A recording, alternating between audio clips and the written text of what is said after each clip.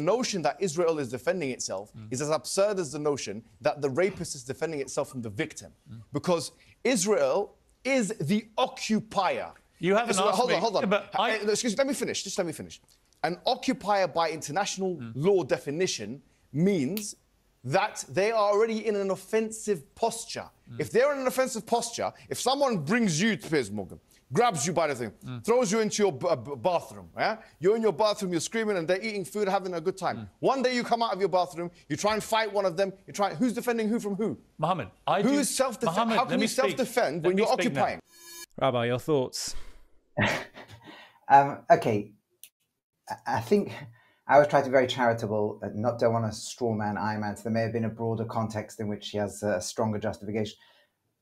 Let's just take the argument, if this is the argument he's making and it's correctly contextualized, that if you're occupying somebody, you cannot ever defend yourself, right? So there's two issues. First of all, Israel isn't occupying Gaza, hasn't been occupying Gaza since it pulled out in 2005, hasn't been a single soldier in there in any offensive posture whatsoever.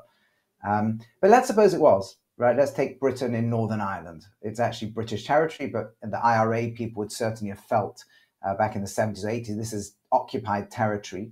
So now they go attacking British civilians. Could they use that argument? Britain can't be defending its civilians against people trying to kill the civilians because it's there. I mean, I think police forces tend to be occupying the countries they're in, and they can certainly defend their civilians against people coming to kill them. I don't understand where that argument will begin.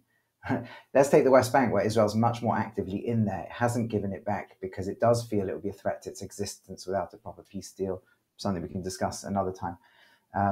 Israel's in there all the time. Its troops go into Palestinian towns and arrest or try to close down terror cells before they can attack the civilians. Of course, that's defending itself, right? If America would have, when America was in Afghanistan, right, let's say that was an occupation.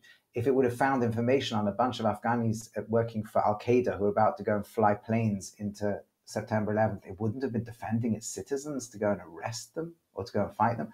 So I don't know where that argument's exactly meant to start. I'm not sure. Do you sometimes wonder where, you know, people like Hijab make arguments and they're so logically flawed? Do you think they're saying them in good faith and they genuinely believe what they're saying? Or is this really just, they're trying to taunt Israel basically and you know, just it's really just a tactic to undermine Israel's existence?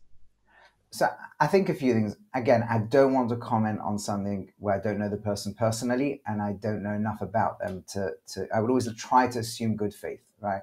I think what there is the following. When you hate somebody or you hate something, everything they do you see in the most evil light. The more deep the hatred, the more the propensity to see them that way. There's a lot of people who hate Israel, right? For many reasons. Some on the more Islamist side, it's an insult to Islam that there's a non-Islamic entity in the Middle East, right? The non-Islamic political entity in the Dar al-Islam. There's also the suffering Palestinians have been through for many, many decades. You know, we can debate who's responsible for what, where. Israel's been through tremendous suffering. Palestinians have been through tremendous suffering and even more, right? A lot of trauma there. They can have a natural hatred. On the socialist left, there's a very deep hatred to Israel. Again, for many, many reasons. The hatred of Israel long precedes the state of Israel in the socialist left. But there's all sorts of reasons why people hate Israel. Some easier to relate to for us than others. Once you hate Israel, everything it will do will be evil. I think that's probably a part of a lot of these arguments. So the context you bring to bear with the conflict is going to have a huge impact. If you love Israel before, you'll see things one way. If you hate Israel before, you'll see them another way. If you're coming from a liberal secular perspective, you'll see one thing. If you're coming from certain narratives that fit an intersectionality world, everyone likes to interpret things their own way. I think that particular argument, at least the way we saw the context of it, doesn't work from any perspective. But I think I'm guessing what he's trying to say is, look, in this conflict as a whole, Israel is the main aggressor. And therefore, for the most part, you've got to look at it in the context of Palestinians defending themselves, something along those lines. The particular argument I don't think was effective, but that it's not fair on him or fair, you know, to just fully comment. And on that particular argument, I don't think there's any possible grounds for saying Israel's not defending its civilians in principle. And I want to say something else, which I think is really important, because I think a lot of people don't get what's going on in this war, right? I'm talking about good faith people who might be on neither side, but really, you know, seeing a little bit of both.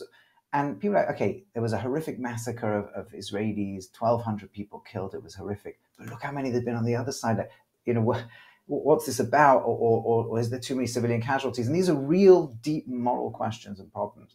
But one thing one needs to understand, Israel's not going to avenge 1,200 people. That's not what this war's about. Vengeance doesn't really get you anywhere. Israel's going to protect 9 million people. And I want to explain this.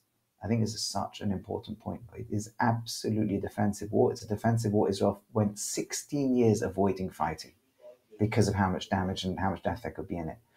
But ultimately, Hamas has shown, it's always shown its genocidal intent. That's not new. Hamas not alone. There's Hezbollah up in the north. Iran's been building groups all around the place. What they've demonstrated is a tremendous capabilities to cross Israel's border. Once losing hundreds or even 1,000 of their own soldiers in the original attack, they were able to commit huge slaughter, and they're only going to get more powerful. And if they emerge from this intact, the way jihadi organizations, the way ISIS work, the minute they succeed, they get huge recruitment, huge money poured into them, huge amount of volunteers. Their real goal is to take over the West Bank after this, become more powerful in Gaza, take over the West Bank. And without the West Bank, Israel is only 9 miles thin at its narrowest. That's almost no military can defend something like that, right? Almost the entire Israeli population is pretty much within a few miles of the West Bank border. If Hamas could take that over and do the same thing, it wouldn't have been moving 10 miles into Israel past some farming villages and kibbutzim and small towns. It would have been in the heartlands of Tel Aviv, Herzliya, Netanya, Jerusalem. It could have been in the grounds where there are millions of Israelis. This war is how do we defend 9 million Israelis and 9 million Jewish Israelis? How do you defend them from being slaughtered in the next few years or decades? Because that's what Hamas wants to do. And the idea of trying to contain them and building barriers clearly failed. So the idea this is not a defensive war is ludicrous. You can argue, are there too many civilians or not? And this is something we can discuss. And part of the tragedies of these really, really difficult wars where humans are being used as shields and what's possible, what's not possible. You cannot argue this isn't a defensive war. Every Israeli, I would say well over 90% of the Israeli population is united behind this war. And that's the far right to the far left, because they understand that if Hamas is not destroyed now, it's a matter of time before millions and millions of Israelis are going to be in serious, serious danger, if not be killed.